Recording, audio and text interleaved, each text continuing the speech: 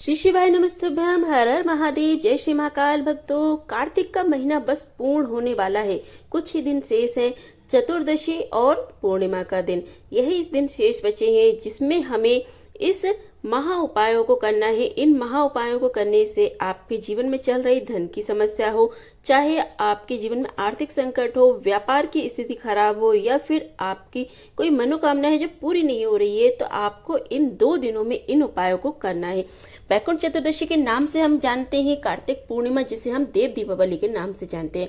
कार्तिक पूर्णिमा जो रहती है उस दिन सभी देवी देवता दीपावली मनाने धरती पर आते हैं, तो इसीलिए इसे देव दीपावली के नाम से जानते हैं। कार्तिक पूर्णिमा 15 नवंबर के दिन है।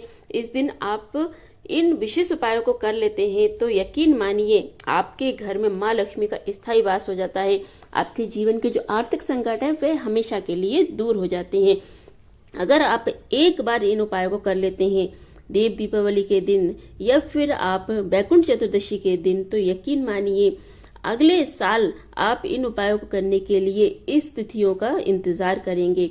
तो सबसे पहले हम जान लेते हैं इन उपायों को। उपाय जानने से पहले अगर अभी तक आपने चैनल को सब्सक्राइब नहीं किए हैं तो चैनल को सब्सक्राइब करके वीडियो को लाइक करें और कमेंट में हर हर महादेव, श्री शिवाय नमस्तुभ्यम और जय माँ लक्ष्मी लिखना बिल्कुल ना भूलिए। चलिए उपाय की बात कर लेते हैं। यह उपाय पूज्य पंडित प्रदीप मिश्रा जी ने हरि हर्ष महापुराण कथा में बताया, जिसे आपको वैकुंठ चतुर्दशी मतलब 14 नवंबर को यह उपाय करना है। इस उपाय को आपको करने पर 3 प्रकार के लाभ प्राप्त होते हैं। क्या लाभ प्राप्त होंगे वह हम आपको वीडियो में बताएंगे। उससे पहले आप यह समझ लीजिए कि आपको उपाय कब करना है। यह उपाय आपको शाम के समय प्रदोष काल में करना है। उपाय थोड़ा सा अलग सा है, आप ध्यान से सुनिए किस प्रकार से आपको इस उपाय को करना है, क्योंकि वर्ष में सिर्फ एक ही दिन ऐसा होता है जब भोलेनाथ को तुलसी अर्पित की जाती है और अर्पित करने का भी तरीका पूज्य पंडित प्रदीप मिश्रा जी ने बताया है, जो कि अलग सा है। इसलिए आप ध्यान से सुने ताकि आपसे कोई भी गलती ना हो। आपको शाम के समय प्रदोष काल में शिवलिंग पर आपको एक बिलपत्र अर्पित करना है। विष्णु भगवान या फिर आपके घर में बाल गोपाल जी हैं उनके ऊपर आपको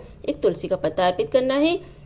इसके बाद आपको इस बात का विशेष ध्यान रखना है कि आप भोलेनाथ के ऊपर बेलपत्र अर्पित करें। सबसे पहले विष्णु भगवान या बाल गोपाल के ऊपर आपको तुलसी का पत्ता अर्पित करना है और दोनों के ऊपर बेलपत्र और तुलसी का पत्ता अर्पित जब भी आप करेंगे तो आपको उसी समय अपनी मनोकामना भी बोल देना है।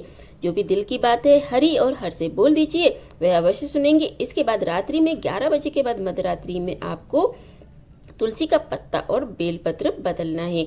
पर अगर पूज्य गुरु जी ने कहा है कि मध्यरात्रि तक अगर आप नहीं जागते हैं तो आप शाम के समय 8 बजे एक दीपक प्रज्वलित करें। अगर रात्रि तक जाग रहे हैं तो मध्यरात्रि में एक दीपक प्रज्वलित करें। यह दीपक घी का होना चाहिए और गोल बाती का लगाना है।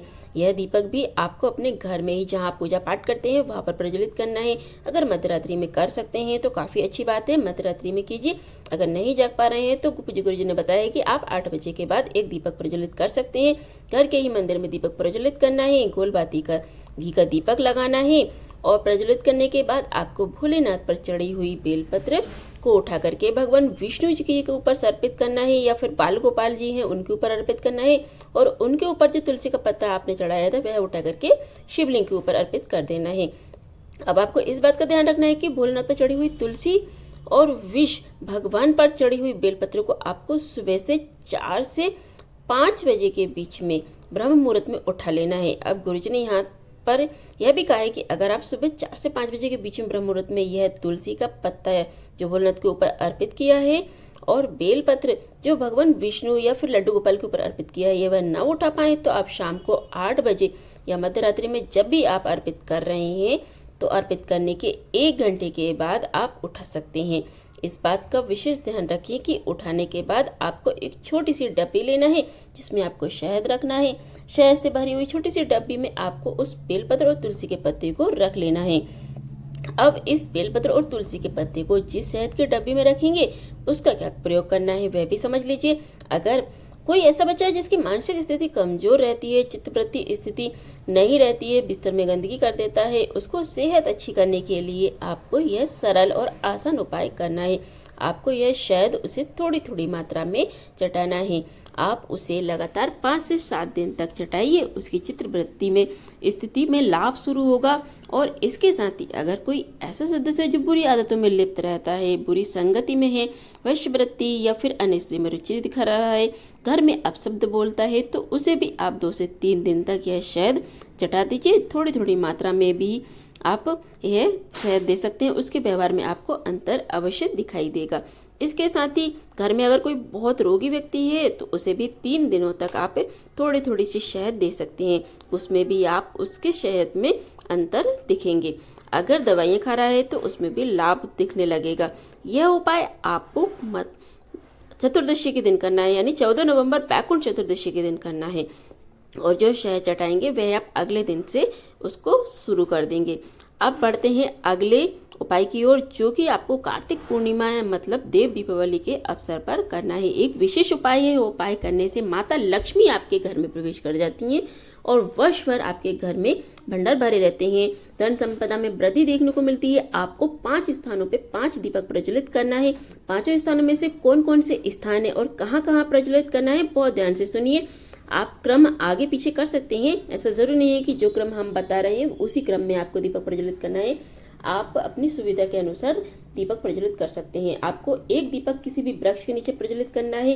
वृक्ष कौन से होंगे? बेलपत्र, आंवला, समीपत्र, पीपल, बट वृक्ष। इन वृक्षों के नीचे आपको किसी एक वृक्ष के नीचे एक दीपक प्रज्वलित करना है। दीपक प्रज्वलित कर दिया। इस दीपक की बाती आपको लंबी रखना है, इस बात का आपको विशेष रखना है। और घी का दीपक आपको प्रज्वलित करना है। दूसरा दीपक अपने घर के तुलसी के क्यारे में रखना है। उसके अंदर आपको क्या करना है? घी का दीपक लगाना है और गोल बाती लगाना है।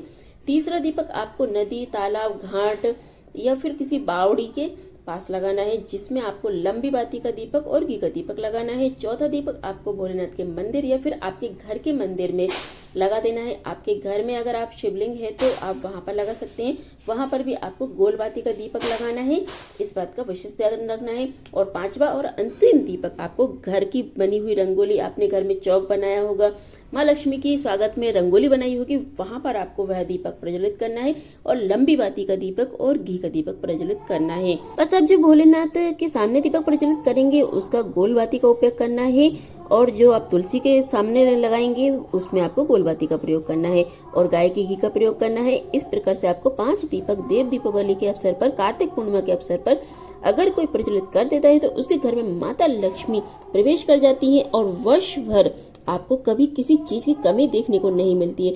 घर के भंडार भरे रहते हैं और आपके जीवन में और आपके घर में धन और संपदा की वृद्धि देखने को मिलती है। यह उपाय बार बार नहीं किए जाते हैं। साल में केवल यही दिन होते हैं जो बैकुंठ चतुर्दशी और देव दीपावली का दिन होता है, इनमें ही आप इन उपायों को कर सकते हैं। तो ये जो आखिरी मौका है, यह मौका नहीं छोड़ना है, क्योंकि अगर आपका यह मौका छूट जाता है तो आपको साल भर इंतजार करना पड़ेगा। तो आप इस उपाय को जरूर कीजिए। वीडियो अच्छी लगी हो तो वीडियो को लाइक और चैनल को सब्सक्राइब करना बिल्कुल ना भूलें और कमेंट बॉक्स में श्री शिवाय नमस्तुभ्यम, हर हर महादेव, जय श्री महाकाल, जय माँ लक्ष्मी जरूर लिखिए। चलिए फिर मिलते हैं अगली वीडियो में अगले उपाय, अगली जानकारी, अगली कथा के साथ। श्री शिवाय नमस्तुभ्यम, हर हर महादेव, जय श्री महाकाल भक्तों।